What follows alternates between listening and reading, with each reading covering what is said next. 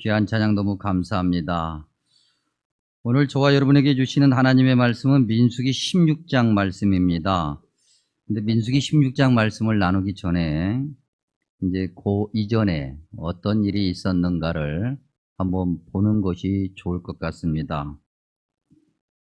출애굽한 이스라엘 백성들, 정확하게 얘기하면 야곱의 후예들이 이제 출애굽한 지 3개월이 되었을 때, 3개월째에 시내 광야에 도착을 합니다. 그래서 시내 산에 모세가 올라가고요. 이스라엘 백성들이 그 아래서 기다리죠.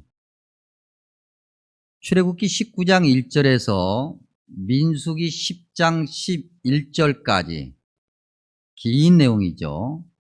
그 기간 이스라엘 백성들이 시내 산에 머문 기간이 됩니다. 근데 사실은 1년밖에 안 돼요. 출애굽 광야 여정이 40년에 1년은 굉장히 짧은 시간이지만 성경에 기록되어 있는 내용은 굉장히 길죠. 왜 그럴까? 출애굽기 19장 1절부터 민수기 10장 11절까지가 굉장히 중요한 내용을 담고 있기 때문에 그렇습니다. 그건 한마디로 얘기하면 하나님 백성으로서의 정체성을 확인시키는 거예요. 출애굽한 이스라엘 백성들이 이제 광야에 머무르면서 이제 본격적인 광야 생활을 할 건데, 광야 생활을 출발하기 전에 너희가 누구냐, 우리가 누구냐라고 하는 것을 확인하는 기간인 거죠. 이걸 잘 알아야 남은 광야 40년을 잘 헤쳐나갈 수 있을 테니까. 그래서 아주 긴 분량으로 성경이 하나님의 백성이 누구냐, 무엇을 해야 되는 건가 라고 하는 것을 기록해 놓은 거예요. 그래서 창세기, 출애굽기, 레위기, 민수기, 신명기 할 때 출애굽기, 레위기, 민수기까지 굉장히 많은 분량으로 시내산에 머물고 있었던 내용을 담고 있죠. 이스라엘 백성들이 하나님께서 영적인 지도자로 세워주신 모세와 함께 하나님의 백성으로서의 정체성을 확인합니다. 그리고 이제 본격적으로 광야 생활을 시작하는데, 민수기에서 보면 그렇게 하나님의 정체성을 확인하고 그렇게 다 공부하고 훈련받고 광야 생활을 시작한 하나님의 백성들이 광야 생활을 시작하자마자 한 일이 뭐냐? 불평과 불만이었어요. 신기하죠? 방금 전에 그래도 40년에 비하면 1년은 보잘것없는 시간이라 할지라도 1년 자체로만 보면 굉장히 긴 시간인데, 그 긴 시간 동안 매일 하루도 빠지지 않고 하나님의 백성이 누구냐 라고 하는 것을 교육받고 훈련받았는데, 그 훈련이 끝나자마자 하나님의 백성들이 한 건 불평과 불만이었다. 이걸 어떻게 설명해야 될까? 그들의 불평과 불만은 사실은 하나님을 향한 불평과 불만이죠. 근데 하나님이 눈에 보이지 않는단 말이죠. 그러니 하나님께서 세워주신 영적인 지도자, 눈에 보이는 지도자 모세, 그리고 아론을 향해서 그들은 불평과 불만을 쏟아냅니다. 자, 우리가 이제 민수기를 나누고 있으니까 민수기로 예를 한번 들어보면 그들이 했던 불평과 불만, 우리가 지금 16장을 펴놓으셨는데 2장만 넘어가면 14장이 있죠. 뒤로 14장, 그걸 예로 한번 들어보면 민수기 13장에서 가나안 땅을 정탐하려고 각 지파에서 한 명씩 뽑아 12명을 보냅니다. 그런데 우리가 잘 알고 있는 것처럼 돌아왔던 정탐군들 중에 10명은 부정적인 이야기였고 2명만 긍정적인 이야기였죠. 근데 다수의 이야기가 훨씬 더 설득력을 가지게 돼요. 그들의 이야기를 듣고 난 다음에 민수기 14장 1절에서 3절, 온 회중이 소리를 높여 부르짖으며 백성이 밤새도록 통곡하였더라. 이스라엘 자손이 다 모세와 아론을 원망하여 온 회중이 그들에게 이르되 우리가 애굽 땅에서 죽었거나 이 광야에서 죽었으면 좋았을 것을 어찌하여 여호와가 우리를 그 땅으로 인도하여 칼에 쓰러지게 하려 하는가? 우리 처자가 사로잡히리니 애굽으로 돌아가는 것이 낫지 아니하랴? 불평하죠. 원망합니다. 이야기를 듣고 있었던 여호수아와 갈렙이 민수기 14장 8절과 9절에서 이렇게 대답합니다. 여호와께서 우리를 기뻐하시면 우리를 그 땅으로 인도하여 들이시고 그 땅을 우리에게 주시리라. 다만 바꿔 얘기하면 그러니 여호와를 거역하지 말라. 민수기 14장은요, 모세와 아론을 향한 원망이 곧 여호와를 거역하는 것이라고 설명하고 있는 거예요. 하나님이 세워주신 영적인 지도자 모세와 아론을 원망하는 것은 이미 14장 1절에서 3절 사이에 확인되는 것처럼 여호와가 그랬는데 왜 여호와가 그렇게 하는 것을 너희가 내버려 뒀느냐 이 얘기거든요. 그 하나님을 대적하는 거예요. 민수기 14장 8절과 9절 여호수아와 갈렙을 통해서 하나님을 믿고 하나님을 의지하면 우리가 뭐든지 다 할 수 있다라고 하는 말씀을 분명히 들었음에도 이스라엘 백성들 이런 영적인 조언을 들었음에도 여전히 불평과 불만을 그치지 않고 민수기 14장을 계속해서 읽어가면 10절에 온 회중이 그들을 즉 모세와 아론 그리고 여호수아와 갈렙까지 돌로 치려 했다 그랬어요. 한마디로 얘기하면 죽이겠다 협박한 거죠. 이들의 불평과 불만이 16장에서도 그대로 드러나고 있죠. 어쩌면 14장에 기록된 불만의 세력이 16장에 기록된 그들이 아니었을까? 그들이 도대체 왜 그랬는가? 왜 그렇게 불평과 불만을 했고 왜 그렇게 화를 냈는가? 그들의 그 모습을 오늘 성경은 모세와 아론을 거스르다 이렇게 표현하고 있어요. 대적했다는 거죠. 왜 모세와 아론을 대적했을까? 뭐 그럴 만한 이유가 있겠죠. 그러지 않겠어요? 그럴 만한 이유가 분명히 있을 거예요.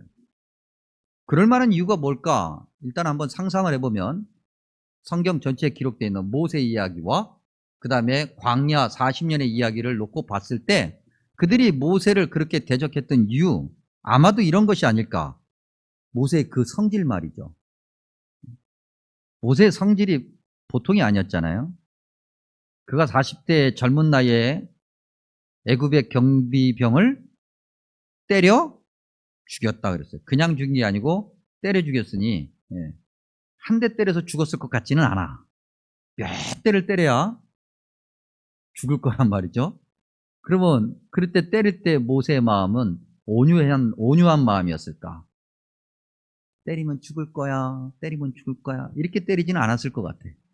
그렇죠? 이르락목이 사람이 그렇게 쉽게 바뀌지 않거든요. 40대 모세가 광야로 도망가서 80이 넘어서 왔는데 여전히 모세의 그 성깔이 죽지 않았어요. 그래서 하나님께서 친히 돌판에 계명을 주셨는데 그 돌판을 모세가 집어 던져버리죠. 하나님이 주신 건데 고이고이 간직해서 아무리 성질이 나도 그 돌판을 한쪽에 놓고 다른 짱돌을 집어 던지든지 그랬어야지 그걸 집어 던질 정도로 성격이 불같았고 견디질 못한 거죠. 성질이 온유하지를 않아. 얼마 전에 저를 아끼는 어떤 분이 저한테 어느 교회가 담임 목사님을 청빙한다고 저한테 알려주는 거예요. 그래서 그러냐. 그 담임 목사를 청빙하는 그 교회는 굉장히 초대형 교회입니다. 보통 우리 한국 교회에서 초대형 교회라고 하면 출석교인이, 재적이 아니라 출석교인이 2,500 이상을 넘어갈 때 학자들이 구분하기를 초대형 교회라고 얘기하죠. 근데 그보다도 배가 되니까 뭐 엄청 초대형 교회죠. 그 담임 목사님을 이제 그동안 목회를 잘하신 목사님을 은퇴하고 이제 후임 목사님 뽑으니까 그거 저한테 알려주는 거예요. 그러면서 그 교회가 이러이러한 목사님을 찾습니다. 그 교회가 이제 교인들에게 설문조사를 하지 않았겠어요. 그래서 약 1200명의 교인들이 설문조사에 응답을 했어요. 이런 목사님을 원합니다. 근데 그걸 보고 그분이 저한테 얘기를 해주는 거예요. 그런 교회가 있습니다. 그 왜 얘기했는지는 잘 모르겠는데 아무튼 저한테 얘기를 해줬어요. 그리고 보니까 뭐가 거기에 있냐면 목사님의 조건, 우리가 모실 목사님의 조건, 뭐 당연히 설교를 잘 하셔야죠. 그 다음 조건, 성품이 좋아야 되는데, 성품이. 하나님께서 왜 성신교회를 저한테 맡겨주시고 섬기라고 하셨는가를 저는 다시 한번 고백합니다. 내 성질로는 절대 그런 교회를 못 가는 거지. 여러분들이 제 성질을 받아주시는 것만 해도 난 감사한데, 그분이 저한테 그렇게 이야기를 하셨을 때 제가 웃었어요. 요 성품, 요 단어가 제가 아주 감당할 수 없는 단어입니다. 영적 지도자에게 요구하는 게 그런 거죠. 성품 말이죠. 온화해야 돼. 온유해야 돼. 이해심도 많고 양보도 많고 배려심도 크고 뭐 이래야 영적 지도자지. 그런데 모세는 그런 걸 찾아볼래야 찾아볼 수가 없는 다혈질에 아주 그냥 덕이 안 되고 본이 안 되는. 게다가 민수기 12장에 보니까 모세가 구스 여자를 취했다 그랬어요. 그런데 성경은 뭐라고 기록하고 있냐면 첩으로 취했다 그랬어요. 덕이 안 돼. 본이 안 돼. 모세가 여자를 밝히나? 그 영적 지도자가 그러면 덕이 안 되지. 본이 안 돼. 그래서 모세는 안 되는 거예요. 그들이 그렇게 생각한 거죠. 아론은 어떨까? 우유부단하게 그지없어요. 아론, 모세 부재에 사람들이 와서 이야기하니까 그래 그러면 뭐 그렇게 하지 뭐. 그래서 금송아지를 만드는데 앞장섰던 사람이에요. 지도자가. 모세보다 아론이 형이거든요. 그러면 좀 형다워야지. 그런데 동생이 이야기하면 금세 그대로 해. 아니라고 했다가도 동생이 이렇게 얘기하면 그 동생이 얘기했으니까 형 같지가 않아. 모세는 성질이 문제고 형은 아론은 그 우유부단함이 문제고 하여간 둘 다가 지도자로서 문제가 있다고 생각을 한 거죠. 그게 모세오경 전체를 통해서 볼 수 있는 객관적 사실이에요. 그리고 오늘 우리가 읽은 말씀 3절에 그들이 또 모세를 대적하고 아론을 대적한 이유 분수에 지나치다라고 생각한 거예요. 왜 모세와 아론이 분수에 지나치다고 생각했을까? 우리가 16장을 읽었는데 15장으로 가면 15장 40절에 이렇게 기록하고 있죠. 너희가 내 모든 계명을 기억하고 행하면, 즉 이스라엘 백성들 누구든지 하나님의 계명을 기억하고 실천하면 너희의 하나님 앞에서 거룩하리라. 누구든지 다 거룩할 수 있는 거예요. 누구든지 다 하나님의 백성이고 누구든지 다 하나님을 믿는 사람이니까 하나님 말씀대로 행하면 다 거룩할 수 있어. 그런데 3절에 보니까 회중이 다 각각 거룩하고 여호와께서도 그들 중에 계시거늘 모세와 아론은 자기들만 여호와의 총회 위에 스스로 높인다.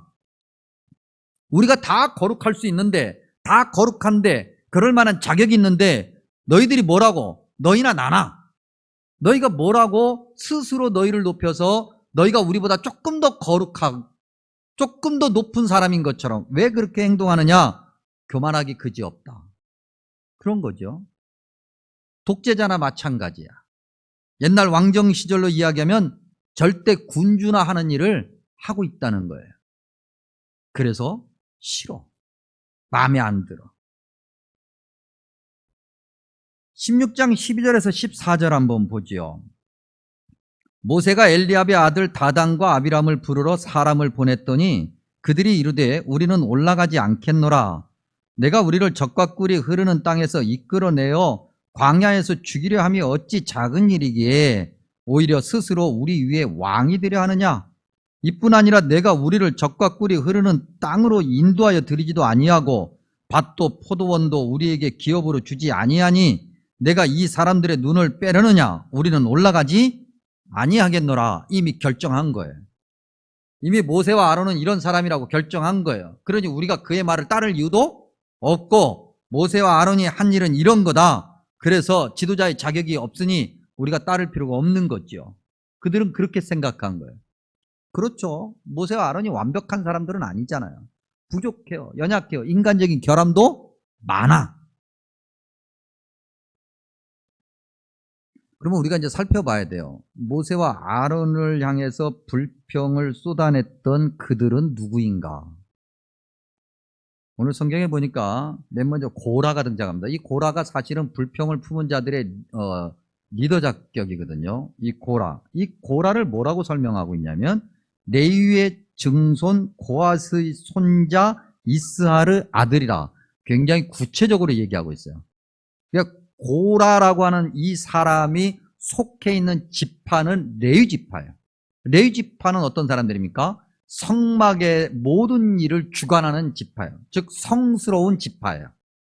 레위 지파 안에서 제사장이 나와요. 아론도 레위 지파니까. 그리고 보니 고라, 이 고핫 자손의 후손인 고라, 넓은 의미에서 봤을 때 아론, 즉 제사장과 사촌지간이에요. 학렬이 같아. 레위 지파의 중요한 인물들 셋이 있는데, 즉 중요한 세 가문인데 게르손, 무라리, 고앗인데 그 고앗의 후손이 고라란 말이죠. 그러니 나름대로 많은 사람들이 거룩하다고 구별한 사람들의 후손이 고라예요. 민수기 4장에 의하면 이 고앗 자손이 성물, 그 중에서도 지성물을 담당하는 자들이었다. 제사장 가문과 사촌이고 같은 학렬에 있고 같은 레위 지파에 있으면서 지성물을 다루는 자들이니까 영적으로 매우 거룩하다고 구별된 자들이에요. 남다른 그러한 영적인 의무를 가지고 있는 자들이라고요. 다단과 아비람 그리고 온 이 사람들은 르벤의 후손들이에요. 르벤이 누구예요? 야곱의 후에 12아들 중에서 가장 장자잖아요. 장자의 복을 누리고 있는 자들이었어요. 장자 지파의 후손이에요. 그리고 이들과 함께한 이들 2절에 보니까 이스라엘 자손 총회에서 택함을 받은 자 곧 회중 가운데 이름 있는 지휘관 250명 그랬어요. 7장에 하면 이스라엘의 지휘관이라고 하는 사람들이 등장하고요. 11장 16절에 보면 이스라엘 노인들 중에서 백성의 장로와 지도자가 될 만한 70명을 선출하는데 그 70명이 등장하고 13장에 보면 가나안 땅을 정탐했던 12지파에 한 명씩 12명 여호수아와 갈렙을 빼온 10명이 아마도 여기 250명 안에 들어가 있지 않을까. 그런데 중요하게 봐야 될 표현이 있죠. 이름 있는 자 그랬어요. 이름 있는 자, 유명한 자, 그럴 만하다고 인정받을 만한 사람. 그렇죠, 여러분. 아무나 모세와 아론에게 불평, 불만을 하지는 않는 거예요. 여러분 어느 공동체가 있고 어느 단체가 있는데 신입 회원이 들어오자마자 불평하고 불만하는 거 보셨어요? 뭐 어쩌다 그런 일이 있어도 말이죠. 이제 신빙이 확 조용히 하네? 뭐 다른 사람이 다 눌러버리네. 그리고 누르지 않고 말을 해도 누구도 귀담아 듣지도 않아. 그런데 그 단체에 오래 있었던 사람, 나름대로 이렇게 저렇게 영향력을 행사하는 사람, 유명한 사람, 이름 있는 사람, 이런 사람들이 말하면 다른 사람들이 들어요. 그런 사람들. 아무도 듣지 않는 사람들이 아니라 말하면 들을 수 있는 그런 영향력 있는 사람, 시쳇말로 말빨이 서는 사람, 그런 사람들이 모세와 아론을 대적한 사람들이죠. 그들이 대적한 내용은 무엇인가? 그들이 무엇을 했는가? 오늘 성경 1절에 보니까 당을 지었다 그랬어요.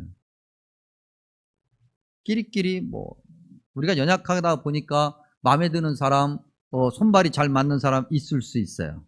근데 그 끼리끼리가 굳어지면 아무에게도 도움이 안 돼. 자기 자신에게도 도움이 안 되는 거예요. 그런데 당을 지었어요. 내가 말하니 귀를 기울이는 사람이 있고 내가 말하니 거기에 호응하는 사람이 있고 아 그래 우리가 누구야? 우리가 남이야? 라고 하면서 자기들만의 의리를 강조하며 당을 지었다. 세력을 키우는 거죠. 2절과 3절에 보면 모세와 아론을 거스렀다 그랬어요. 이 거스르다라고 하는 단어의 글자 그대의 의미는 벌떡 일어나 얼굴과 얼굴을 맞대고 반대하다, 대적하다 그런 거거든요. 사랑하는 마음으로 눈을 지그시 뜨고 애정어린 눈으로 바라보는 게 아니에요. 똑바로 쳐다보면서 눈을 부라리고 쳐다보면 온유한 마음은 아니겠죠. 온화한 음성은 아니겠죠. 감사한 것은 내가 이런 걸 못해요. 왜냐면 똑바로 쳐다봐야 되는데 내가 똑바로 쳐다본 사람이 한 명도 없어요. 다 올려다보지 내가. 이게 눈높이가 맞아야 이것도 해보는데. 그래서 다음에 이런 일이 있으면 사다리를 놓고 일단 올라가서 그 다음에 한번 해볼까. 거스르는 건 그런 거예요. 눈을 정확하게 맞추고 거기에 똑같은 강도로. 그러면 이제 우리가 질문해 볼 수 있어요. 그렇게 해서 얻은 결과가 뭐냐는 거죠. 그렇게 해서 얻은 결과. 그 얻은 결과를 확인해 보면 그들이 그렇게 한 것이 옳은 건지 아닌지를 알 수 있을 거 아니에요. 그 결과는 무엇일까? 불평과 불만을 표출해서 얻은 결과가 무엇인가? 31절에 아주 중요한 표현이 있는데 이 표현이 그들이 얻은 결과를 상징적으로 이야기해 주고 있습니다. 31절 이렇게 기록하고 있습니다. 그들이 섰던 땅바닥이 갈라졌다. 여러분, 땅바닥이란 게 뭐예요? 단단한 거잖아요. 공동체의 단단함을 이야기하는 거죠. 하나님 백성 공동체의 단단한 말이죠. 근데 그 단단함이 갈라졌어요. 갈라진 건 뭐예요? 찢어진 거예요. 찢긴 거예요. 분열한 거예요. 나뉘은 거예요. 온전하지 못해요. 단단했는데 또 단단해야만 하는데 그걸 억지로 찢어놨어요. 그리고 억지로 찢어놓은 그 틈새로 본인들이 빠져버렸어요. 여러분, 이런 모습이 고린도 교회 안에 그대로 드러납니다. 고린도전서 1장부터 시작을 해서 고린도후서 마지막 장까지 읽어가다 보면 고린도 교회의 모습이 바로 이런 모습이었던 것을 금세 알게 되는데, 고린도전서 1장 시작을 이렇게 하죠. 1장 1절에서 3절 교회가 무엇인가를 설명해요. 왜 고린도전서를 쓰면서 왜 교회가 무엇인가를 먼저 설명하고 시작했을까? 교회가 뭔지를 모르는 거죠. 아니, 교회가 뭔지를 알고 있어요. 그렇게 교회 생활하고 그렇게 오랫동안 교회 다니는데 왜 몰랐겠어요? 머리로 아는 거죠. 이스라엘 백성들이 1년 동안 시내산에서 그렇게 하나님 백성 공동체로서의 정체성을 확인했음에도 출발할 때는 불평과 불만으로 채우기 시작했던 것과 다를 바가 없는 거예요. 그래서 교회가 무엇인가를 다시 한번 확인하고 고린도 교회의 문제점을 드러내기 시작하는데 성경에서는 이렇게 기록하고 있어요. 분열과 분쟁, 분쟁이라고 기록하고 있는데 앞에 건 분열이고 뒤에 건 분쟁이에요. 앞에 건 나눔이고 그 다음에 뒤에 건 나눔을 넘어 물고 뜯는 거예요. 그래서 고린도 교회 안에 바울파, 게바파, 아볼로파, 심지어는 그리스도파까지. 그래서 고린도 전서와 후서를 읽다 보면 밝고 희망찬 이야기는 거의 없고 우울하고 무겁고 두렵고, 성경에서 사랑장이라고 하는 별명을 가지고 있는 성경이 있는데 그 성경 사랑장이 어디에 있어요? 고린도전서 13장에 있어요.